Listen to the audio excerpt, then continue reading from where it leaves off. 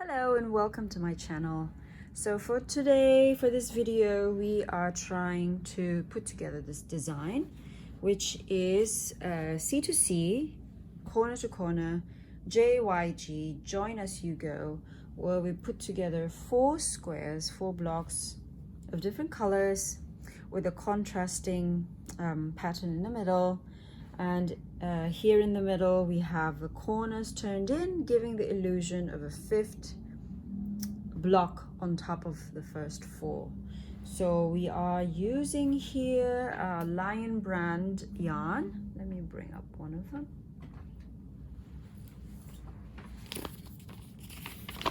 So we are using Pound of Love, and I will have a list of the colors that I have for these 4. Let me look that up later and put that in the notes. So this label, I have Pumpkin Spice, which would be this lovely rich orange color. So for this one, if you're not familiar with C2C, I suggest you look for some beginner tutorials. I will also put a link in the show notes below once I have recorded my own tutorial. Right now I don't have it, but it is a very, very simple design to do. And I've done, like, you know, various fun color combinations. It's a very simple stitch. The advantage is that, you know, you're less likely to make mistakes, and you can pretty much multitask when you do this stitch. You can be watching TV. It's not very intensive that you have to be looking at reviewing a pattern all the time. So it's that's why I have a preference for this technique. And so let us get started. So this is a big blanket. I will try to include a photo once I have it completed. This is a big blanket I'm working on. I have it set, I have it divided into 6 panels, and I will also be including the dimensions in the show notes, so you know, you would understand what we're working on. So this is the current section that I am trying to build now. I had previously built a partial of it, crocheted a partial part of it, but since I wanted to record this video, I had actually frogged the work that I had previously completed. You will see also the link to that video below. So if you enjoy watching frogging videos, you might like that one. And now I'm going to start from scratch, at least for this panel. Okay, so we are going to go with this lovely blue teal. Let me see what this shade is actually called. Succulent. That's interesting. All right, so I have my frogged yarn over here. So this is about the amount what we're going to build right now. So it's going to look like this. Actually, this is what it's going to look like. And for you to have an idea, the way we build C2C is, I will hold on, turn this in the proper direction. The pattern is to start at the lower left corner, and then we work northwest bound. So we start here, and then we start with 1 block, then it becomes 2, 3. So we work on a diagonal going up that way. So let me get started here and show you what I am ranting on about. Okay, I cannot find my section now. So I'm going to go here, and since I talked about working this in northwest orientation, right? So it will start off like this. Actually, let me do this. Let me try one more thing here. Okay, so that you know, you don't get too confused. So this now becomes, I just turned the blanket, so now we have this starting point at the lower right, and we're going to be, as I said, stitching northwest. So we will be going up like that. Okay, so let's get started. So C2C, quick beginner's lesson, is we're putting together little blocks. So we're crocheting in little squares, and it's composed of double crochets. So the only 2 stitches that you need for this would be the double crochet, the DC, and the slip stitch. That is, it's super simple. That's all you need to know for to do C2C blocks. So I'm gonna start off by just creating a slip knot, just so things don't get loosey-goosey. So you spin, let me do that again. Spin the yarn twice. I don't leave a very long tail because you're gonna end up with a tail after this. Pull the yarn ahead here, and then pull it again in front of that yarn, and then you pull it closed. So you see, you end up with at least like 1.5 inches of a tail. So you don't want it very long because you're gonna have to weave it in, and you want to minimize the amount of weaving in that you need to do. So now we are okay. So take that off the hook. We're going to go in here, look at the juncture. So I'm starting in the middle of my project, obviously. So since I have a stitch that's coming here, I want my new stitch to come in on a crisscross. So I'm not going to do it like this. I'm going to show you what not to do. So you don't want these 2 stitches to be side by side. We want it crossing. So I'm going to do this again. I'm going to instead put my needle in here, pull this in like that, and then let us do a chain stitch. So now you see the result is you have this stitch here, and you have a crossing stitch like that. It makes for better, it makes your stitches, you know, look better and more consistent. So now after you've anchored your yarn to the blanket, now we're going to, that's already one chain, right? We're going to do 3. We need 3 chains, so we're going to do 2 more, 2 and 3. So you have the anchor stitch, and then 1, 2, 3 chain. So now we're going to create our first block. So we have to make this 3 chain in parallel to the existing blocks. So these are the stitches running horizontal.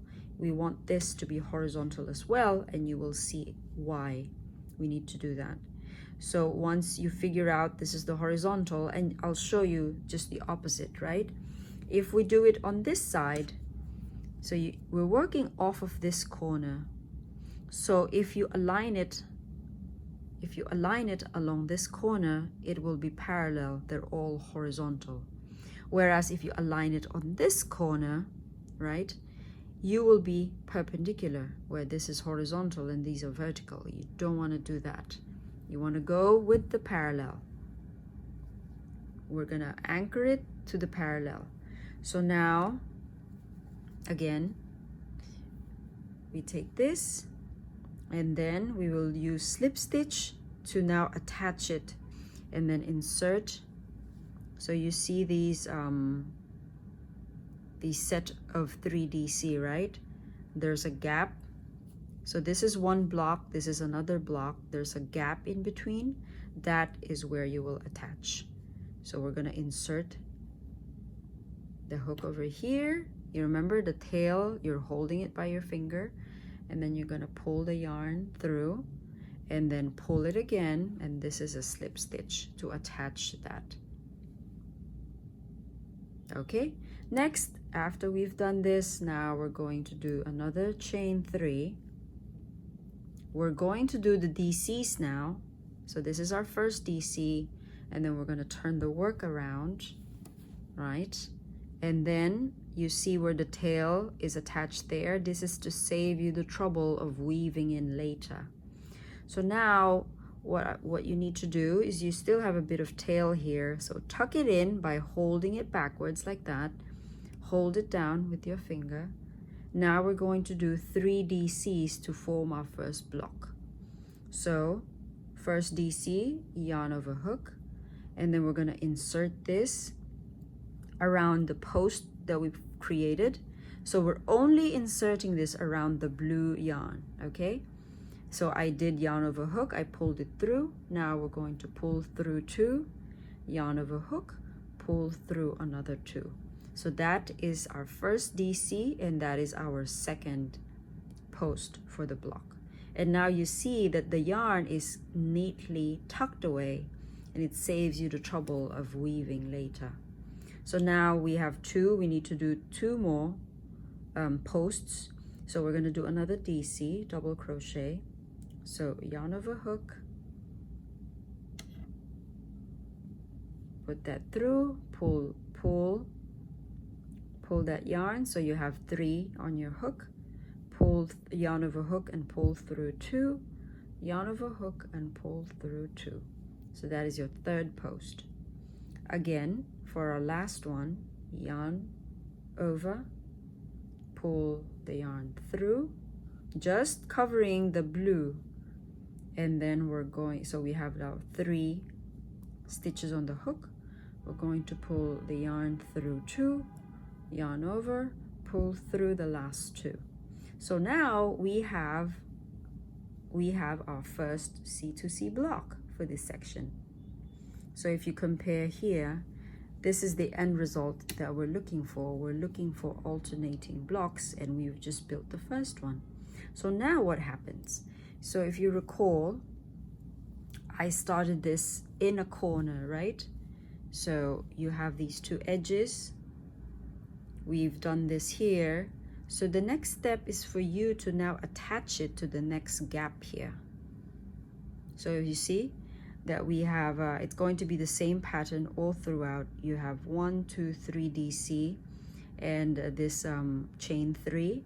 So now in your block you have the 3 DC and you have the chain 3 and then the 3 double crochets. Okay, so I hope that's been clear so far. Now I'm going to go ahead and attach this to that side, to this side.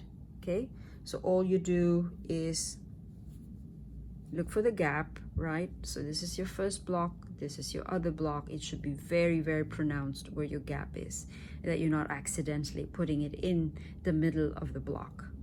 So you put it here, yarn over, pull through. So this is a slip stitch. So now again, when we do a review, you have successfully added a new block to that corner.